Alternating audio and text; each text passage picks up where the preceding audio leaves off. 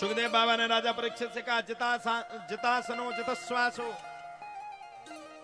जित संगो जितेंद्रिय स्थूले भगवतो रूपे मनः संधारे धी। अगर ऐसा करते हो तो आपका कल्याण हो जाएगा, आसन को जीत जाओ, शासन बन जाएगा। अब बोले महाराज हम तो हाथ जोड़ के आपसे अब एक और प्रश्न करना चाहते हैं। सुखदेव बाबा बोले करो, कौन सा प्रश्न करना है? बोले भगवान सबसे पहले हमें ये बताओ पृथ्वी का विस्तार कैसे हुआ और पृथ्वी लोक में मानव का आगमन कैसे हुआ, हम पूछना चाहते हैं। जब इतने शब्दों को कहा तब तो प्यारे कहा जाता है। इतने सब शब्दों को कहने के बाद सुखदेव बाबा कहते हैं, सुनो राजा परीक्षित, पृथ्वी के विस्तार के समय में भगवान के अलावा कोई दूसरा भक्त नहीं था। भगवान थे अहिमेवा शमेवाग्रे नान्य सत्परम पश्चाद हम यदे तच्च यो विशिष्येत सोष्महम। भगवान थे सिर्फ अहिमेवा, भगवान का रसम में। जैसे आपने देखा होगा गांव में जब कुम्हार घड़े को बनाता है तो मट्टी के अलावा उसके सामने कोई नहीं रहता, वैसे भगवान के अलावा, उनकी शक्ति के अलावा कोई दूसरा नहीं था। भगवान की नाभि से कमल और कमल से ब्रह्मा जी का जन्म हुआ। ब्रह्मा जी जब प्रकट हुए तो ब्रह्मा जी ने मन में सोचा, भैया मैं किस लिए आया हूं। ब्रह्मा जी ने पूरे नगर में चक्कर लगाए और उस कमल की पुष्प की वाटिका में लाखों वर्ष तक भ्रमण किया, मन में विचार किया आखिरकार मेरा जन्म कैसे हुआ और मैं किसके लिए इस संसार में आया हूं। ब्रह्मा जी को दोनों बातें भगवान ने सुना दी, ता और पा तप करो।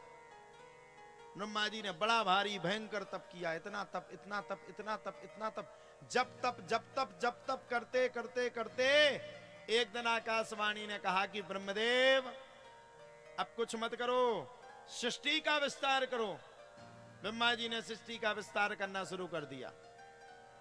सबसे पहले 7 लोग नीचे बनाए, ध्यान से सुनना, अतल वितल सुतल तलातल महातल रसातल और पाताल, ये 7 लोग नीचे के।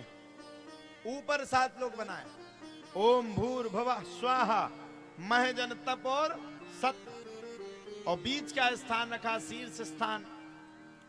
ब्रह्मा जी ने अब की बार सबसे पहले ब्रह्मदेव के 4 पुत्र हुए, सनक, सनंदन, सनातन और सनत कुमार, जिनसे सनातन की पराकाष्ठा आगे बढ़ी।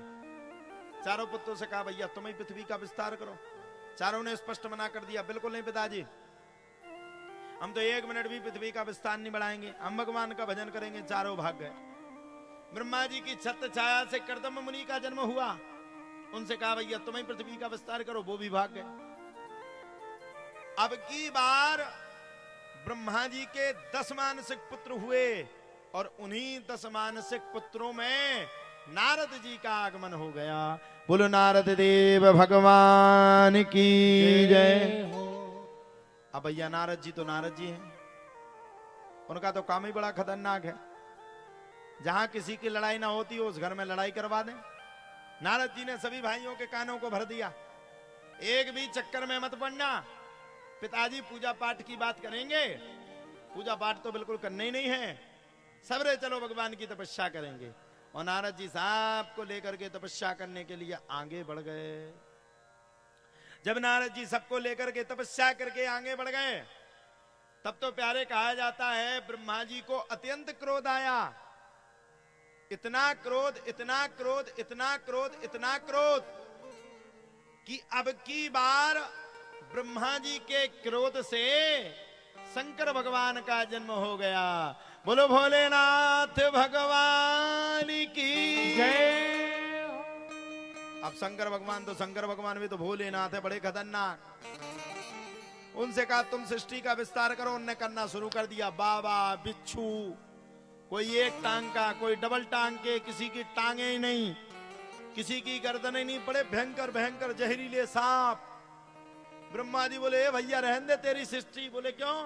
बोले तेरी सृष्टि इतनी बड़ी हो जाएगी कि आदमी जन्म लेते ही मर जाएगा, तू जा। बोले बाबा उठे, उठ करके अपने कैलाश पर्वत पे चले गए। अब तो ब्रह्मा जी बड़े परेशान। ब्रह्मा जी ने तुरंत फोन को निकाला और भगवान को फोन लगाए।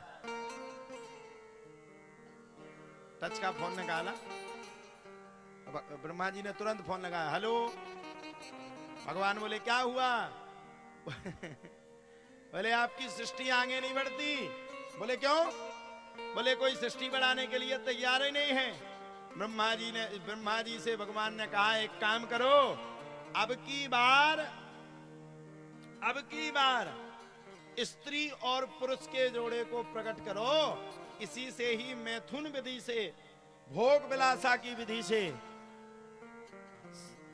भोग अवस्था की विधि से धीरे धीरे करके विस्तार बढ़ जाएगा। सो अब की बार ब्रह्मा जी ने पति और पत्नी के जोड़े को प्रकट किया, जिनका नाम पड़ा मनु और शतरूपा। मनोस्तु शतरूपायाम तिस्ति कन्या जगिरे आकुर्ति देवहूति सा त्रिशूति विश्वतः।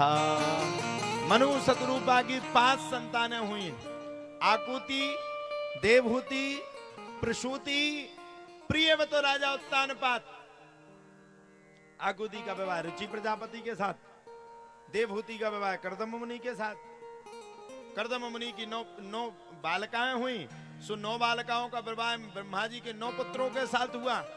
नारद जी किसी पति पत्नी के लड़ाई के चक्कर में पड़ गए, सो आज तक ही कुंवारे रह गए, आज तक भी कुंवारे। अब उनका एक ही काम है, वो कहते हैं अब जब हमारी शादी सुख से नहीं हुई तो तुम्हारी भी नहीं हम अच्छे से होने देंगे। सबके घर में लड़ाई करवाते। कपिल भगवान हुए, कपिल भगवान ने सब बातें सुनाई और खुद ही तपस्या में चले गए।